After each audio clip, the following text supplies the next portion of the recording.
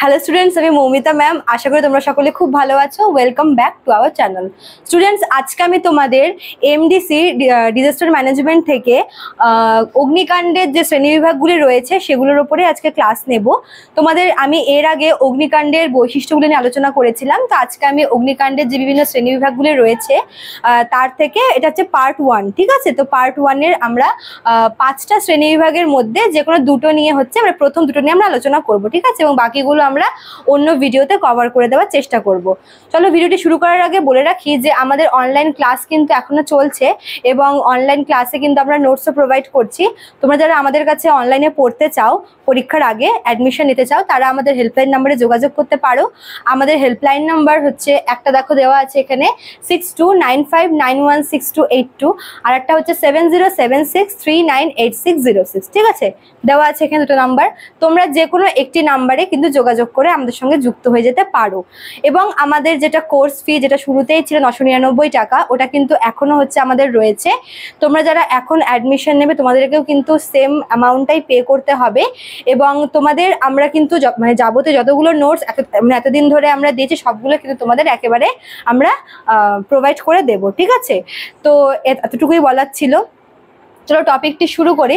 দেখো, অগ্নিকাণ্ডের বা যেটা হচ্ছে অগ্নিকাণ্ড হয়, এটার হচ্ছে আমরা মোট 5টা শ্রেণীবিভাগ করব, ঠিক আছে? তো এই 5টি বিভাগের মধ্যে আজকে আমরা প্রথম দুটো যেটা হচ্ছে একটা উৎপত্তি অনুসারে, আর একটা হচ্ছে তোমার ব্যাপকতা অনুসারে, মানে উৎপত্তি অনুসারে অগ্নিকাণ্ড কয় রকমের হয়, আর একটা হচ্ছে তোমার ব্যাপকতা অনুসারে কয় রকমের হয়, ঠিক আছে? দেখো, প্রথমে যদি হচ্ছে আমরা উৎপত্তি অনুসারে দেখি, তো উৎপত্তি অনুসারে হচ্ছে আমরা দুভাগে ভাগ করি, ঠিক আছে? দুই ভাগে আমরা ভাগ করি। একটা হচ্ছে তোমার প্রাকৃতিক কারণ। প্রাকৃতিক কারণটা কি? মনে করো যে এই যে বজ্রপাত হয়, তাই না?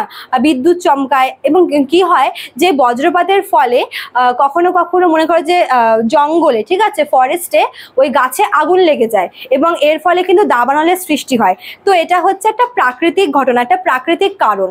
অর্থাৎ অগ্নিকাণ্ডের যে উৎপত্তিটা, মানে এক্ষেত্রে কিন্তু এই অগ্নিকাণ্ডের উৎপত্তিটা ঘটলো কিন্তু প্রাকৃতিক উপায়ে, ন্যাচারাল ভাবে, ঠিক আছে? তো প্রাকৃতিক উপায়ে যখন অগ্নিকাণ্ড হয় তখন তাকে আমরা হচ্ছে প্রাকৃতিক অগ্নিকাণ্ড বলি। অর্থাৎ এক্ষেত্রে মানুষের কোনো হাত থাকে না বা মানে কারোর দ্বারা কিছু হয় না, এটা সম্পূর্ণ প্রাকৃতিকভাবে কিন্তু এই অগ্নিকাণ্ডটা হয়ে থাকে। যেমন এক্ষুনি বললাম যে বনাঞ্চলে বা জঙ্গলে যখন বজ্রপাতের ফলে কি হয়, আগুন লেগে কিনা দাবানলের সৃষ্টি হয় এবং ব্যাপক আর কি অগ্নিকাণ্ড দেখা যায়। তো এটা একরকমের হচ্ছে প্রাকৃতিক কারণ, ঠিক আছে? 2 নাম্বারটা কি? 2 নাম্বার হচ্ছে তোমার মনুষ্য সৃষ্ট কারণ, যেখানে মানুষের মানে কি বলবো, মানুষের নিজের কার্যাবলীর জন্য এমন কিছু কাজ যেগুলো হচ্ছে মানুষ ভেবেচিন্তে করে না বা সাবধানতা অবলম্বন করে না, এমন কিছু কাজের জন্য মানুষের দ্বারা যখন অগ্নিকাণ্ডের সৃষ্টি হয় তখন আমরা তাকে মনুষ্য সৃষ্ট অগ্নিকাণ্ড বলি, ঠিক আছে? মনে করো যে অনেক সময় কি হয় যে বাড়িতে মনে করো যে রান্নার যে গ্যাসের যে পাইপটা, সেটা অনেক সময় কি লিক হয়ে যায় এবং তার ফলে কি অগ্নিকাণ্ড সৃষ্টি হয়। তো এটা কি হচ্ছে? এটা হচ্ছে মানুষের কাজের গাফিলতিতে এটা কিন্তু হচ্ছে, বা মানুষের নিজেদের দোষে কিন্তু এটা হচ্ছে। কাজে এরকম টাইপের ঘটনাগুলোকে আমরা হচ্ছে মনুষ্য সৃষ্ট অগ্নিকাণ্ড বলবো, ঠিক আছে? তো এই ছিল তোমাদের হচ্ছে উৎপত্তি অনুসারে। তো আমরা 2 ভাগে পেলাম। একটা হচ্ছে প্রাকৃতিক কারণে, যেরকম হচ্ছে বজ্রপাতের মাধ্যমে যখন বনে আর কি আগুন লাগে, দাবানল সৃষ্টি হয়, এটা হচ্ছে সম্পূর্ণ প্রাকৃতিক কারণে, প্রাকৃতিকভাবে হয়। আর একটা কি? মানুষের দ্বারা, যেখানে মনে করো যে মানুষের নিজের মানে অসাবধানতামূলক যে কাজকর্মগুলো আছে তার দ্বারা হচ্ছে অগ্নিকাণ্ড ঘটে। এটা হচ্ছে মনুষ্য সৃষ্ট কারণ, ঠিক আছে? যেরকম বললাম যে বাড়িতে অনেক সময় কি হচ্ছে যে রান্নার গ্যাস লিক হওয়ার কারণে কিন্তু হচ্ছে অগ্নিকাণ্ড ঘটে। আরো অনেকগুলো এরকম আছে যে মানুষের অসাবধানতা বশত কিন্তু হচ্ছে অগ্নিকাণ্ডের সম্মুখীন হয়ে থাকে, ঠিক আছে? তো এই ছিল তোমাদের হচ্ছে উৎপত্তি অনুসারে 2টা ভাগে। এবার যদি আমরা ব্যাপকতা অনুসারে দেখি, এটাও কিন্তু আমরা 2টো ভাগ পাই। ব্যাপকতা বলতে কি? ব্যাপকতা বলতে মনে করো যে একটা জায়গা হচ্ছে তোমার মানে কম আর কি জায়গা নিয়ে, আর একটা হচ্ছে অধিক জায়গা নিয়ে। তো কম জায়গা নিয়ে মানে কি? মনে করো যে বাড়িতে মনে করো যে কোনো একটা কিছু থেকে হচ্ছে আগুন লাগলো, ঠিক আছে? বা কোনো দাহ্য বস্তু আর কি পুড়ে গেল।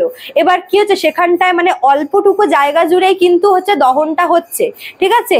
ক্ষতিটা কিন্তু অল্প হচ্ছে। আর তোমার যেটা হচ্ছে অনেক জায়গা জুড়ে, মনে করো যে এটা দেখা যাচ্ছে শিল্প শিল্পাঞ্চলে।